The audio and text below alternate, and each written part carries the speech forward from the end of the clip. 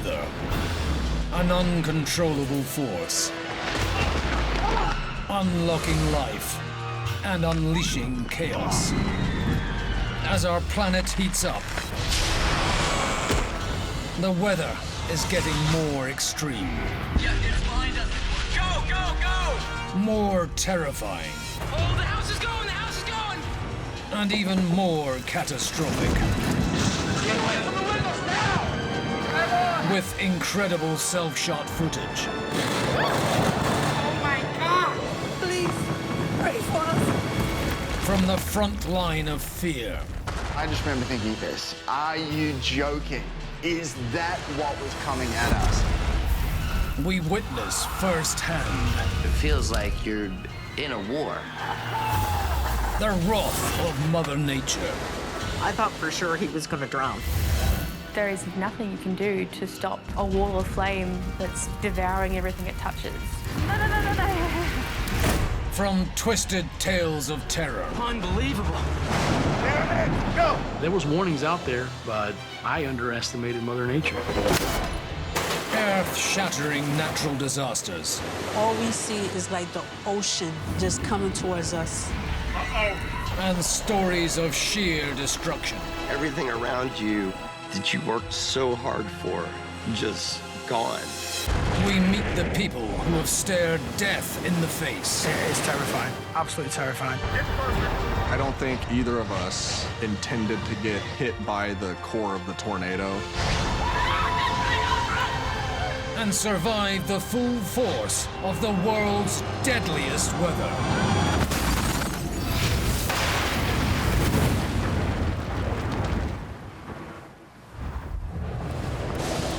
Coming up, a tornado makes a nighttime assault on Nashville. Right there, oh my God. Leaving residents with no idea where to run or where to hide. There it is! No! Inside! No! In storm-driven waters, a rookie kayaker takes the plunge, finding himself up a creek without a paddle. And two stricken storm chasers fear lightning will strike The car is dead. in the same place twice. Can you turn your car on? Can you drive? Serious? I can't do anything. The car's dead.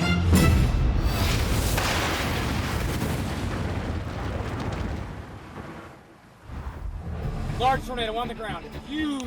Every year, tornadoes kill around 80 people in the US alone. But even in modern times, the most precise way of tracking them is by eye. So if one strikes at night, it's 2.5 times more likely to kill. Nashville, Tennessee. A city of 700,000 last saw a tornado in 1998. I grew up in Texas. I've lived in a couple areas that are very vulnerable to severe weather, but moving to Nashville, Tennessee, I thought I'd kind of all put it behind me. 22-year-old Austin Lieber moved to Nashville for the nightlife. But the evening of March 2nd, 2020 will be unlike any night he's experienced before.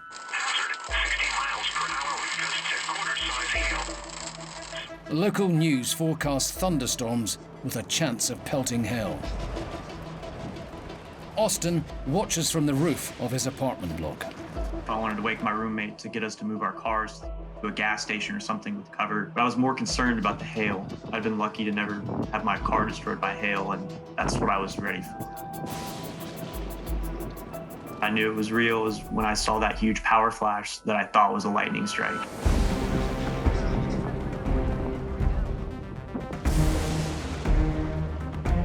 Weather reporter Henry Rothenberg is on his shift at Nashville's News Channel 5. Forecasting is the key to saving lives, to trying to provide as much accurate warning as you can. And, meteorology is an inexact science.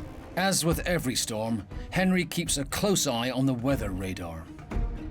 Just before 11 o'clock, you kind of started to see one storm forming that it was just strengthening.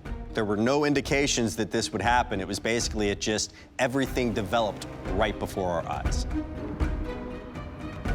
There is a tornado right there. Oh my God. we started to see radar morphing into this textbook image of what we call hook echo, which is when you see that hook on the radar image. Henry suspects a tornado on the ground just 1 mile away, but he needs visual clarification. Not easy in the middle of the night. Where it was positioned on radar, I thought to myself, if that's where I think it is, then with enough lightning strikes, I can look out the back door of the TV station in the direction of the tornado and should be able to see the silhouette.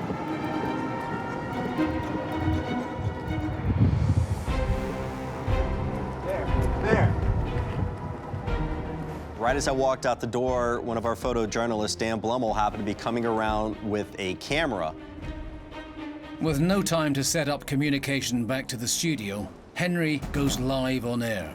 Hey, Bree, if you guys can hear me, I do not have IFB, but I am out here in the back with Dan. He has got Live View 2 up, and we are looking in the direction of the funnel where we get lightning flashes, lightning strikes, and we have got the actual outline of what has been confirmed as a tornado, the funnel that we can see, folks. So please, you need to head to your safe place right now. We are watching it closely. You got the calm before the storm, which is when all the energy ahead of the storm is being sucked up into it. That's when it gets real calm and the wind is real calm. And you can actually hear it. You can hear the wind in the distance starting to pick up. All I could think was, is this really about to happen? Am I really standing in the direct path of a tornado at night that I can only see through the power flashes when it would hit power lines and the lightning strikes, when the lightning in the sky would light up the silhouette of the funnel itself?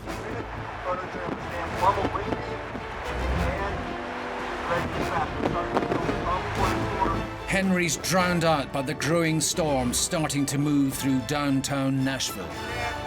Power flash, right there. The tornado is coming. Sirens alert the city. And from his viewpoint on the roof, Austin Lieber watches the tornado approach.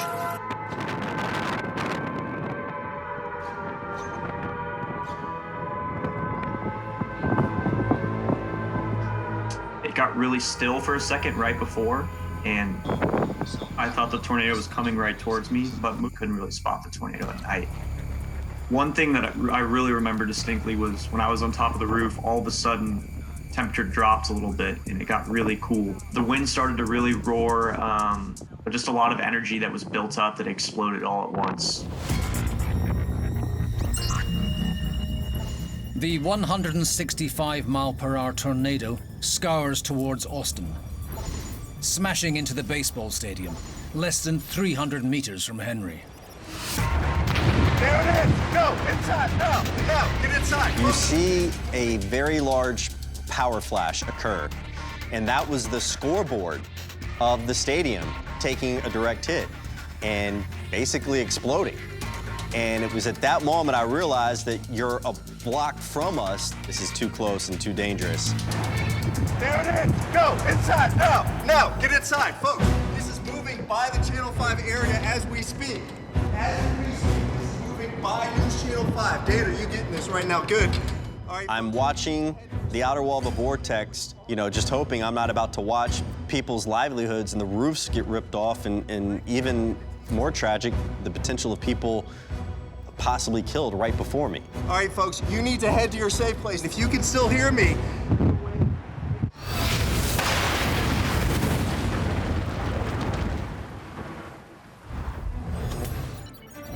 In Washington State, USA, are the picturesque Olympic Mountains. In the winter, the 6,000 feet peaks are pounded by snow. In the summer, the snow melts, feeding the Hammer River, where Dave Fuseli and his friend Bren Orton are extreme kayaking. Seems like it's gonna be hard to get out right here. I've been kayaking pretty much my entire life. Geez, like 30-some years. I've been kayaking for almost 7 years. The water level was a little bit higher than I would have liked, but it was still good to go. Dreamlike conditions, honestly. What I enjoy about kayaking is basically the places it takes me, things that I get to see. It's challenging but extremely beautiful, so that's really what I love about it. A lot of times when when rivers look high or kind of dangerous, that's kind of what we want. It's like we want pretty good flow. We want a lot of water in the river. Without good rain, without good snowpack, we don't have good kayaking. So weather it's huge. The faster the flow, the foamier the water, providing cushioning for a kayaker wishing to paddle over a waterfall or two. Hamahama Falls is kind of unique in the sense that it has a challenging 20-foot drop that goes into a 50 to 60-foot waterfall. The 20-footer lands in like a little cauldron that you have to reset up in and then line up for the bigger drop. Keeping to the correct line between the two waterfalls is crucial. You do not want to go left off the first one because there's an undercut wall there on the left that you could get kind of stuck in. I think right there, huh? Just off the wall. All right?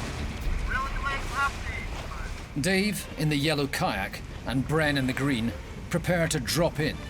Dave goes first. I'm paddling up towards the lip, kind of going kind of slow. As my bow starts to drop, I wait for a second and then I pull a late left stroke.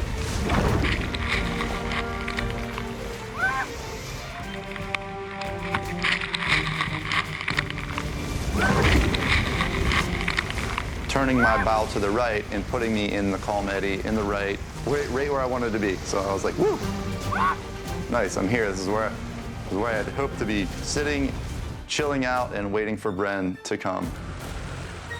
But Bren's a relative newcomer to this sport. I was really nervous about my first big waterfall, like, really nervous. The first big waterfall that I had ever seen in my entire life, let alone potentially kayak off it. I'm looking and I'm waiting and I'm waiting for Bren to come. Get in, stay calm, and just do what Dave did. But that was my plan, really. Bren commits to the drop. And then I see him come flying off the first falls, the 20-footer.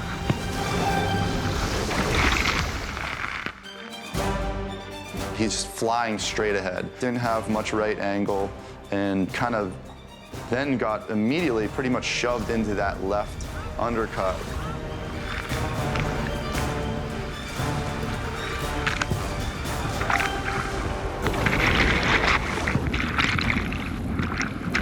I was upside down. Every time I tried to roll back up, my kayak would hit the rock wall and push me back in. He tries a couple times, can't get a roll. If anything is to happen, you do not have a whole lot of time. I ended up bailing out of my kayak. And I'm like, oh no, he's swimming.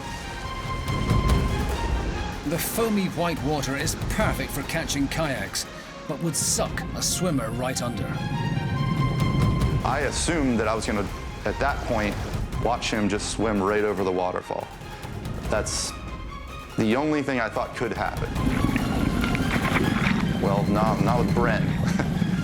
I honestly don't know where the strength came from. I managed to hold on to this like tiny little like rock outcrop on the cave. It never crossed my mind in any way that Dave would have been able to do anything but watch me swim over the waterfall. I knew that I had to go super fast. Somehow there was this crazy little piece of wood wedged in there that I grabbed and then stood on, got up onto this slippery rock. It was, you know, we're in a canyon and there's a waterfall right there, so there's mist on it. So this rock is slippery, it's wet. On the far side of the pool, Bren fights the current, his fingers gripping the rock face. But for how long? My biggest fear in this situation was that Bren, in fact, swam over the falls and potentially got killed. All whitewater kayakers carry a throw bag, which is basically a rope in a bag. And Bren is still clinging to this rock.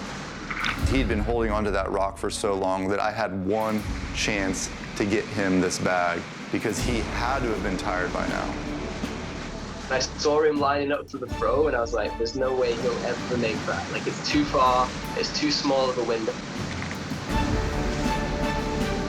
The rope floated down a little bit. Next thing I know, I see Bren pull his hand up out of the water, holding the rope. I couldn't believe it myself.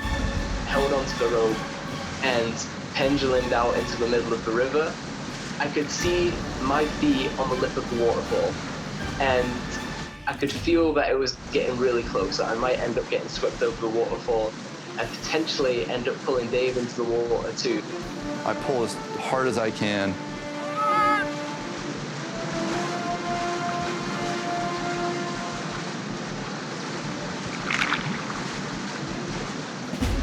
Bren's tough as hell, so for him to get beat up or break a leg or something, that wouldn't have bothered me at all, really. When I pulled Bren over, I was first in disbelief that the whole thing worked, that I actually had him beside me. My hands were all cut up from rope burn. I was just super grateful to have him there, sitting beside me. I don't think if the roles were reversed that I could have done the same for Dave at that point in my career. It takes a lot of experience to be able to do that. Once Dave's made sure his buddy is okay, he retrieves Bren's boat by dropping down the 60-footer. In all my years, I definitely have never had to rescue someone above a 60-foot waterfall before, and I hope to never do it again.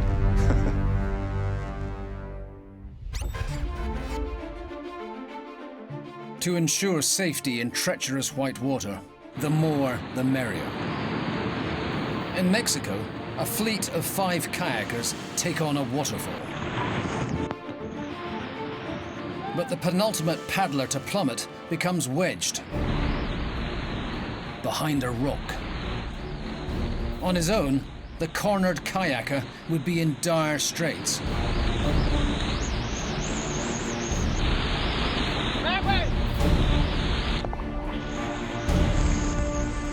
But with his pals on hand to help, You okay? his salvation is plain sailing. There we go. All right, let me get in. But under the wrong circumstances, a safety buddy can spiral the situation out of control. Hold up, nobody move, nobody move. No, I'm about to go. You would think kayaking in a storm drain is as dull as ditch water.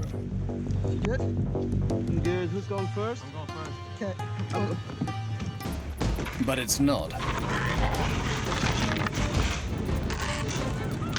These brave boaters fly down the floodwater at a frightening 50 miles per hour. One kayaker careering quicker than his companion. Both paddlers are tossed into terrifying tailspins,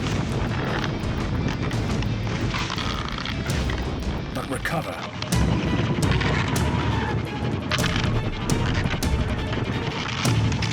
Amazingly, keeping their heads above water.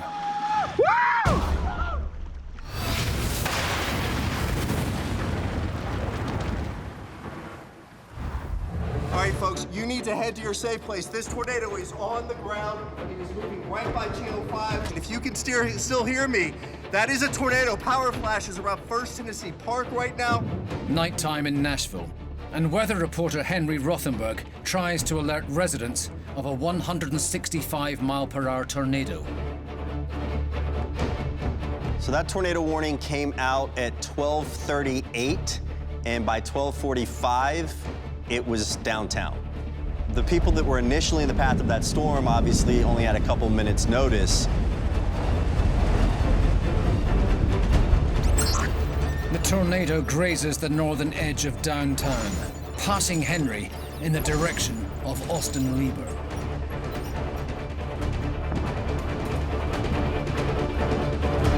Tornado. First priority to my mind was to go get Hugh, my roommate.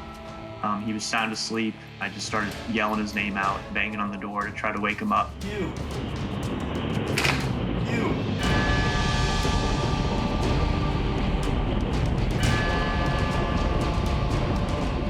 Miraculously, the tornado avoids Austin by less than 200 meters. moving towards East Nashville. Oh my God, it's gonna be 25-year-old Beshoy Hannah films from the window of a friend's car.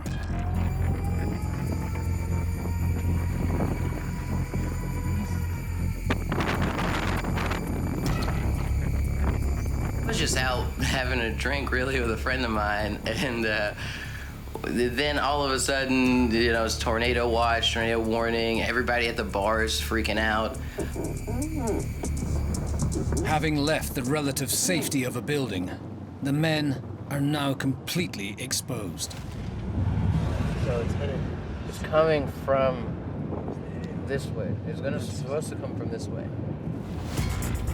I really don't know why I decided to get in the car with Mike, besides that I didn't want to be in the group of people still inside panicking, if that makes sense. Oh my God. Oh my God. Lights are out. Lights are out. There it is. Transformers just exploded.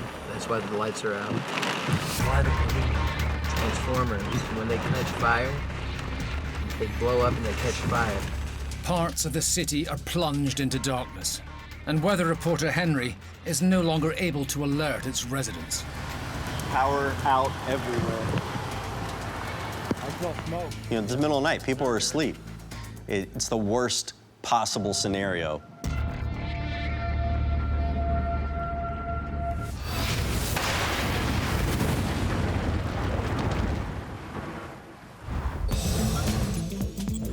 New Hampshire in New England.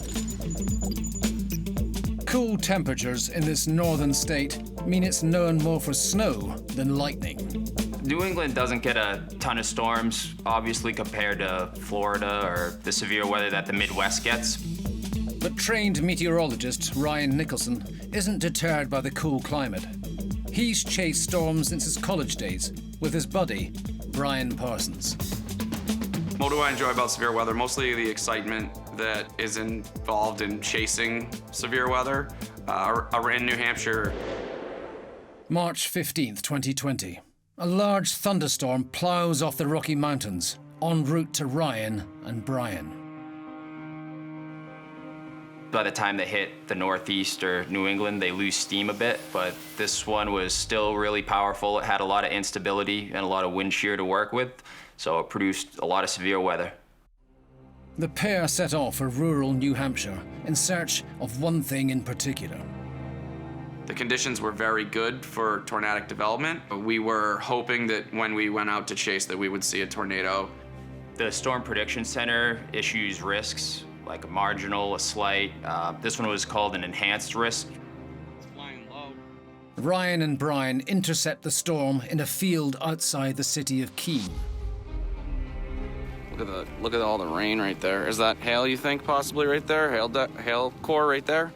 See it? Look how dark it is.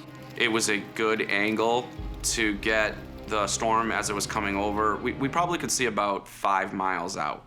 So if you can see that good of a distance, you'll be able to see the storm as it comes in.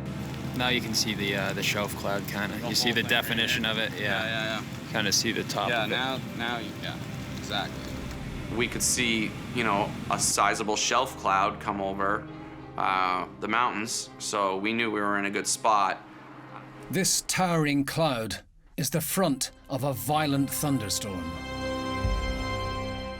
We could tell that there was a lot more energy in the storm than the average storm around here, so we knew it was going to be a bad one. Oh, yeah. Here we go. It was definitely a severe thunderstorm with damaging wind behind it.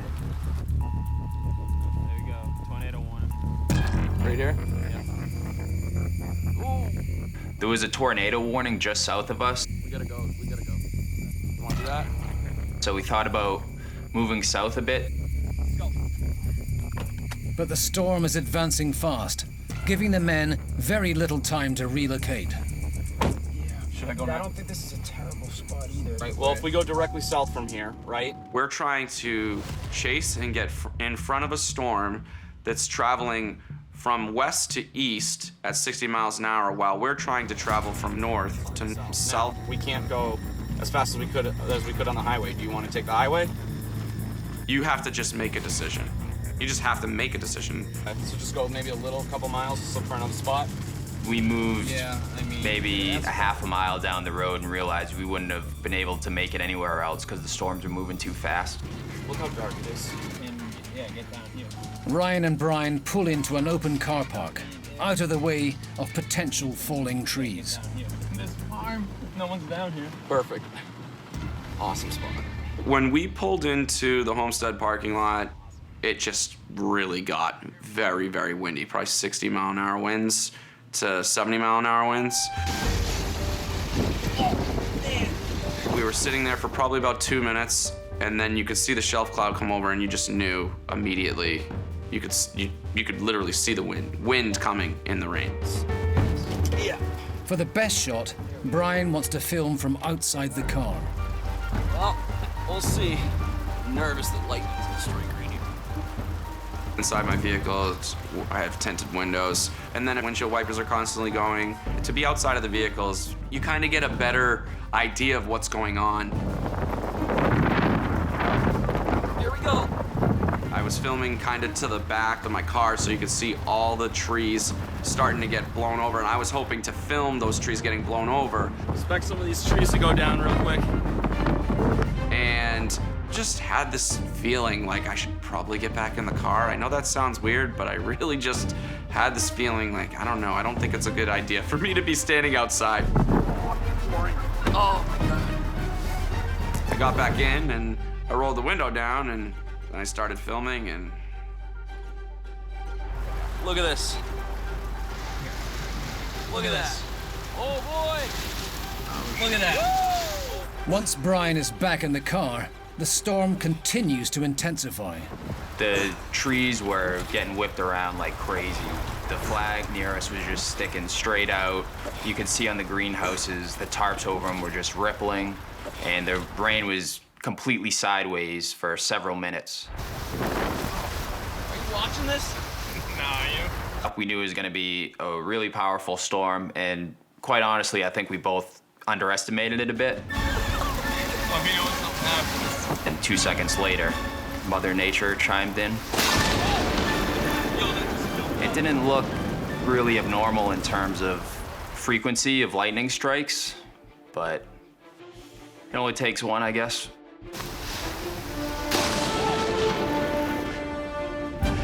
Then the lightning strikes, and you're just like in absolute shock. I couldn't hear out of my left ear. It was ringing so bad. I literally was just in a state of almost paralysis. I know it sounds weird, but like mental paralysis. Pretty much struck me, dude. I'm so freaking out right now. I just am completely shocked and taken back by the fact that that just happened to me. When we did get struck, I didn't even know we got struck. I thought it was just a really close strike. Can you smell that? It hit my car, dude. The car is dead. Literally. I can't put the windows up. That was the scariest thing. I can't do anything. Car's dead. So none of the windows are rolling up. I can't, the car's going a little crazy electronically. We're dead. The car smells like it's on fire, dude. Oh, man. I thought it was just a close strike, but then I started to figure out what happened, especially by the way Brian was acting and the fact that his car wouldn't do anything pretty much. Yeah, yes. We're dead. The headlights were permanently on. The right blinker on the mirror was permanently on, and the brake lights were permanently on. I had no control. Can you turn your car on? Can you drive? Scariest. I can't do anything. The winds were already howling, however fast they were going, so we were just, at that point, trying to make it to the end of the storm, being all right. Let's lock the windows up. I can't close the windows. No, I know. I'm just saying, though, like, that's what's worrying me. I couldn't roll the windows up. And thinking about it happening again, because most people don't realize this, but lightning actually does strike in the same spot twice more often than you would think. So that was my next fear, is, am I about to get struck by lightning again? Get in the back. I'm freaking out. Good thing my hand wasn't out the window. Knowing we were stranded there, I think, was the scariest part. Just in case anything stronger happened, anything more powerful, or a tornado did occur, we'd pretty much be sitting ducks there. Luckily for Ryan and Brian, the forecast tornado is a no-show. And 10 minutes later, the storm subsides, leaving the pair trapped in a crippled truck.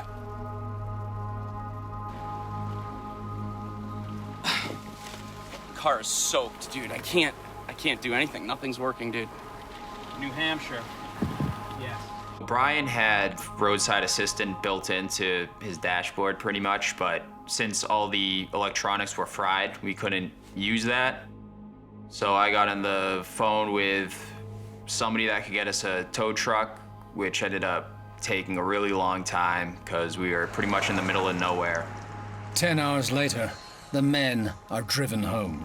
What ended up happening was when the lightning struck the truck, it fried every single electronic in the vehicle, and at this point, they've totaled the truck, so that's a $60,000 loss. The SUV's metal frame channeled the deadly electric charge around the men and into the ground, leaving them emotionally frazzled, but physically unharmed. Lightning is 50,000 degrees Fahrenheit and has over 1 billion volts. If I had been standing outside of that vehicle for another 30 seconds, I probably wouldn't be sitting here doing this interview. All right, we're gonna have to stop this video now. I would not recommend doing anything that we were doing. I did buy some scratch tickets after. I had a winning streak for a bit. Nothing big. I think you actually have to, like, get directly struck by lightning to win $1 million or anything. Yo, that just killed my car.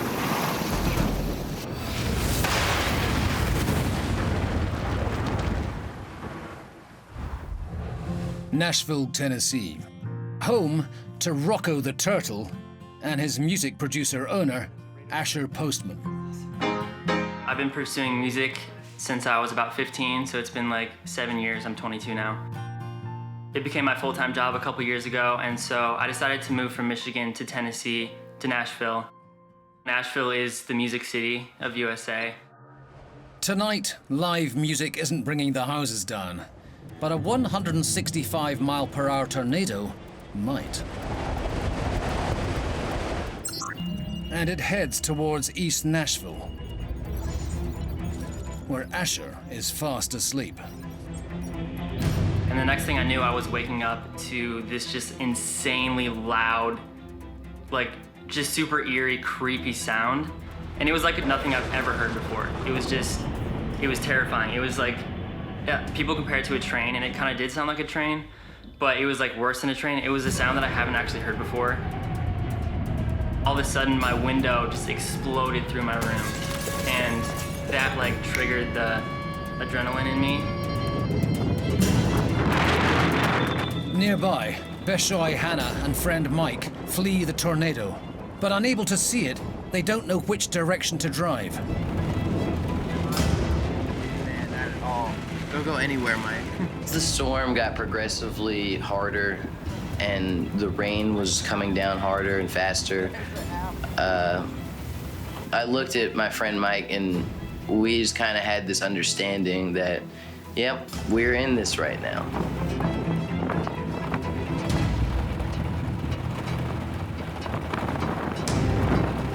Really thought that, okay, if I'm dying tonight, I'm dying, you know? These things actually happen. The wind around them drops. A bad sign. I don't like it. Everything's so still. It's right on us.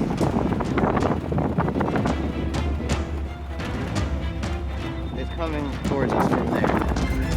All right, yeah, from downtown.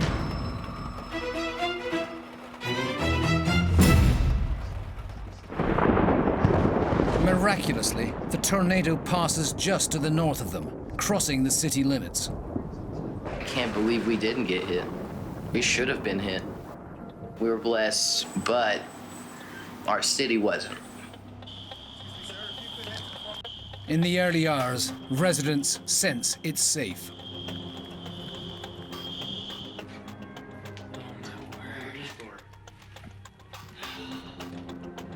Dude. Yo. My house literally just got hit by a tornado. My whole entire neighborhood. They emerge into the chaos of a city struck by an EF3 tornado. I instantly went and grabbed my camera to start filming and just so you could kind of get the idea of what had just happened. Holy crap. So I went to check on my turtle because my turtle lives in the basement. Garage door is gone. Are we holding up, buddy? Where are you at? Oh, there he is. Come here, buddy. Come here, buddy. How you doing? Oh my gosh, I'm so glad you're okay.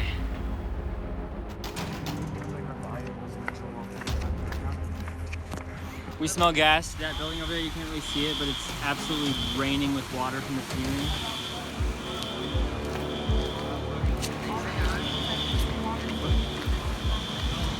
Dude, this is wild. Move to Nashville, they said. If my house would have got destroyed, I would have... The weather's great, they said. I'm not coming back. But with no electricity, the residents must wait until dawn before they can assess the full extent of the damage.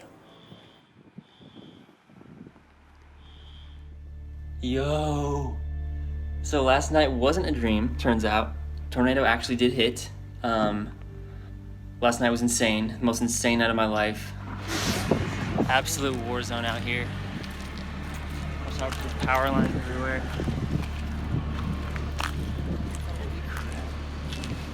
Ah, this church is destroyed too. Yeah, it was just super weird to wake up and super, like, really nice sunny day. Just coming to the realization that life is about to be so different for the next who knows how long, because this tornado, like, just really did a ton of damage. The whole top of the church came down. Holy, how did that happen?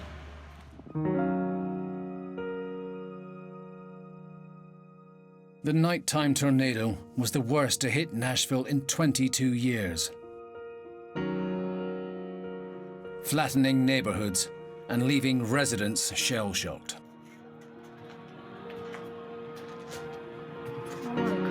It took the lives of at least 5 people and wrecked the homes of 800 more. Wow. This is insane. Dang, do you guys need water and trash bags and supplies and stuff up here? One thing that was really encouraging and actually a really beautiful thing, that I just felt this sense of love from the community of Nashville. And when the tornado hit, like, people were just instantly ready to help each other out.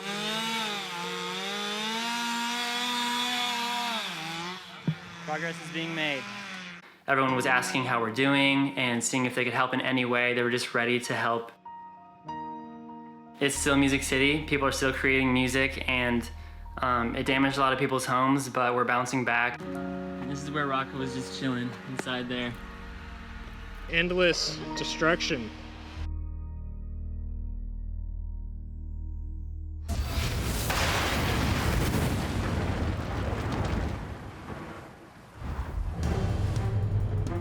When warm air disrupts thunderstorms, it can create super strong downpours that last only minutes, earning them the name Microbursts. In southern Arizona is San Tan Valley, home to Greg Tandecki. Typically the weather is super calm until storm season, and then we can have some severe weather. During summer, thunderstorms are rife, occasionally bringing with them something stronger. I've experienced maybe 3 microbursts in my life. I've never really felt threatened by the weather. It's more of an entertainment for me. Greg lives with his wife, 2 children, and their beloved puppy, Marley. Look at that wind out there. It's August 18th, 2011, and Greg and his family are in their backyard. The weather conditions that day were generally hot and muggy. It was definitely good conditions for storms. I played around with Marley for a little bit and noticed the start of the storm. But this incoming thundercloud seems different to an average Arizona storm. Greg watches with his son Mason.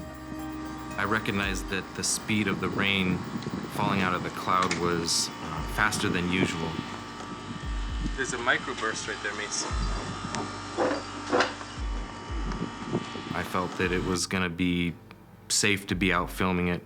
I didn't feel in danger at any point up to then. In the distance, fierce downward winds fire hail to the ground. It's giant pieces of hail. Marley could definitely tell that something wasn't right. She could sense that things weren't normal. She started running around the backyard scared. And 3-month-old Marley isn't the only animal sensing the danger. Birds are not happy with that. Birds are definitely not happy with that. Look at all these birds. There's thousands of them. Seeing the birds fleeing the storm in massive amounts was a little bit spooky and concerning that something was about to happen. Looked like something out of a horror movie. It's a microburst. It's coming this direction. Every few seconds, I could tell that it was getting worse and worse. Here it comes. And then the wind started, and I could tell that things were starting to speed up. Oh yeah, look at that tree.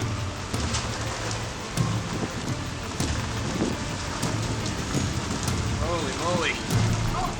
Yeah, that's one way to put it. Holy crap.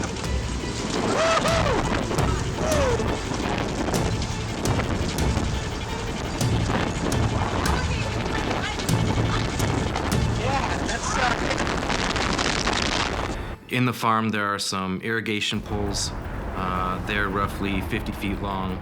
They probably weigh a couple 100 pounds apiece. The wind from the microburst blew those into the air and started flying towards the house. It became more of safety rather than curiosity. Greg must act fast, or he and his family could be impaled on their porch.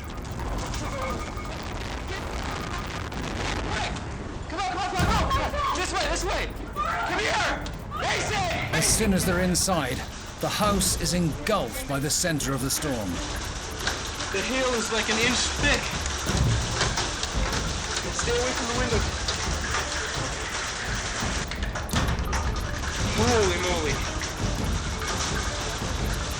60-mile-per-hour winds fire hailstones at the house like an icy shooting gallery. There were a lot of items flying around. A lot of debris started to fall. Everything in everybody's yard started to blow around. That one looks broken already. But in their recent dash for safety, one family member is left outside. Mason, get away from the windows now! Get away! Stay here, stay here! 3-month-old puppy Marley is trapped in the garden. Greg must face the icy firing squad. I was afraid that it was gonna hurt, although Marley was out there, so I had to go out and get her. Hold back. Greg bravely runs outside, leaving his son Mason inside to film.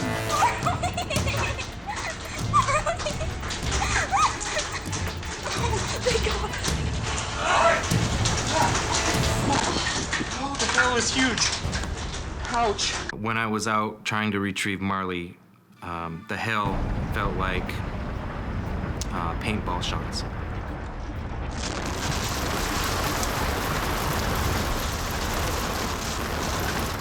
Soon after Marley is saved, the storm starts to subside.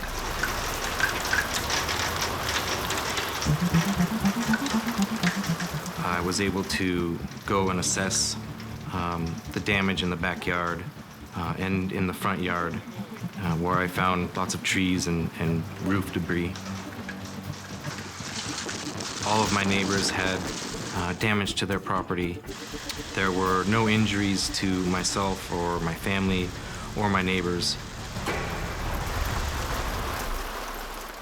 The family were lucky to escape uninjured, and Marley has grown into a big dog with one crazy tail. This microburst is a good representation of how powerful nature can be and how quickly things can go from good to bad or from 0 to 100. Get away from the windows now! When it rains cats and dogs, it's often animals that are left high and dry.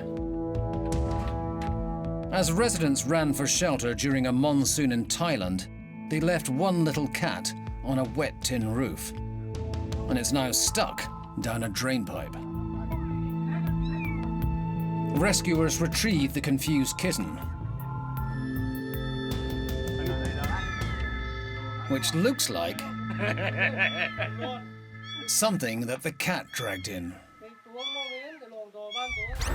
During the same monsoon, one pup's pelt for shelter has gone to the dogs.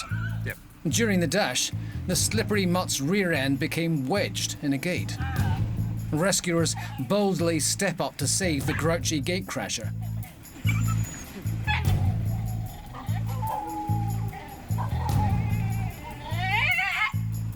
They pry apart the posts, and the eager hound is out of the gate.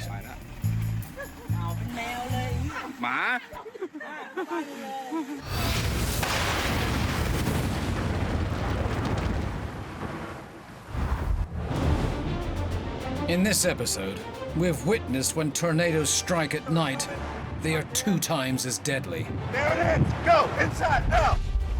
We've learned that if you go chasing waterfalls, you can end up in deep water. And we've seen how lightning can limp your ride. I can't do anything.